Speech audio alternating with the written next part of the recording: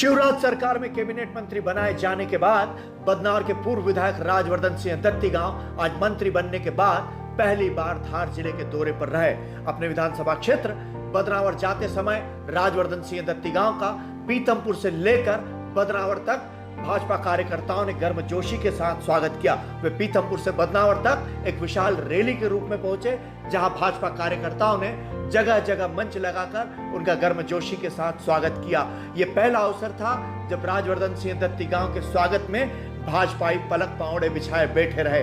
राजवर्धन सिंह दत्तीगांव ने पूर्व मुख्यमंत्री कमलनाथ और दिग्विजय सिंह पर जमकर आरोप लगाते हुए कहा कि वे दोनों के ऊपर अब पार्टी का ही विश्वास नहीं रहा।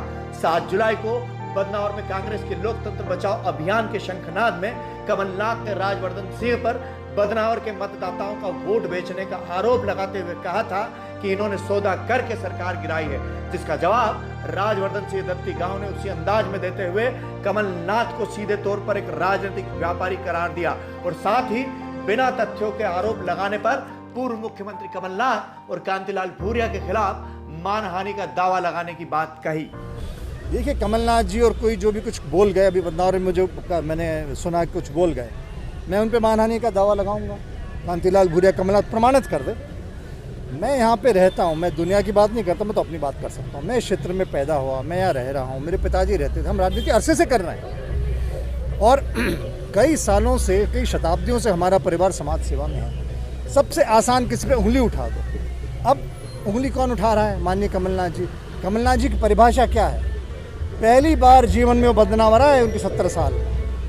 तो जो खुद आदमी कलाकारी की राजनीति करता हो, जो खुद राजनीतिक व्यापारी हो, वो दूसरों पे आरोप लगाए तो पहले खुद का आत्मचिंता अवलोकन कर लें और प्रमाणित करें ना, प्रमाणित करें, जो बात प्रमाणित करें, कोई दिक्कत नहीं। शिवराज सरकार में मंत्रिमंडल गठन के बावजूद विभागों का बंटवारा नहीं होने पर उन्होंने इसे मुख्यमंत्री का विशेषाधिकार बताया।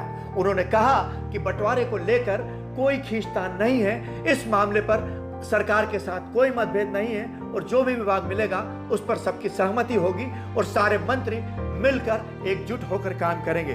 साथ ही उन्होंने विकास दुबे की उज्जैन में गिरफ्तारी पर कमलनाथ और दिग्विजय सिंह के प्रायोजित गिरफ्तारी के आरोप का जवाब देते हुए कहा कि उन्हें अब किसी पर भी विश्वास नहीं रहा, क्योंकि उनकी पार्टी के लोगों को ही उन दोनों पर विश्वास नहीं है और इसी वजह से कांग्रेस की ये दुर्गति हुई है। राजवर्धन जी मंत्री बन गए हैं, प्रथम बार पहुंचे हैं, विभागों का बंटवारा अभी तक नहीं हुआ। ये मुख्यमंत्री जी का विशेषाधिकार होता है और मुझे पूरा विश्वास है कि गहन चिंतन मनन उपरांत वो जो भी निर्णय लेंगे अच्छा होगा और टीम बन गई है, तो बाकी चीज़ें मेरे ख्याल से अभी फर्क नहीं पड़ता किसको क्या मिले, सब मिलके काम करेंगे। ऐसा नहीं लगता कि यहाँ भी सब कुछ ठीक नहीं चल रहा है? पहले विस्तार को लेकर टलता रहा मामला, उसके बाद अब विभागों के बंटवारे में जो खींचतान हो रही है, तो विपक्ष को बहुत सारे मौके मिल गए हैं। आप बताइए, हम यहाँ खड़े हैं, यहाँ तो सब कुछ ठीक है, यहाँ बिल्कुल सब कुछ यहाँ ठीक है तो ऊपर भी ठीक है। आप इसके अलावा जो बात हो रही है कि विकास दुबे को लेके, कि विकास दुबे की गिरफ्तारी जो है वो एक नाटकीय घटनाक्रम था, वो प्री प्लान था, उसको लेके क्या कहेंगे आप? देखिए, मुझे नहीं लगता, मेरा व्यक्तिगत भी मानना है कि हमारी जितनी भी जो हमारे सिपाही मैदान पे होते हैं, चाहे सेना के बॉर्डर पे, चाहे पुलिस हो, कोरोना के दिनों में बहुत मेहनत करी और जो सुरक्षा की टीम थी मंदिर में, वहाँ एक महिला अधिकारी थी, तो उन्होंने जो तत्परता दिखा के उसको पकड़ा और आज आपने पढ़ लिया उनका क्या हुआ। तो जो पाप करता है वो बचता नहीं, उसको उसका फल मिल गया।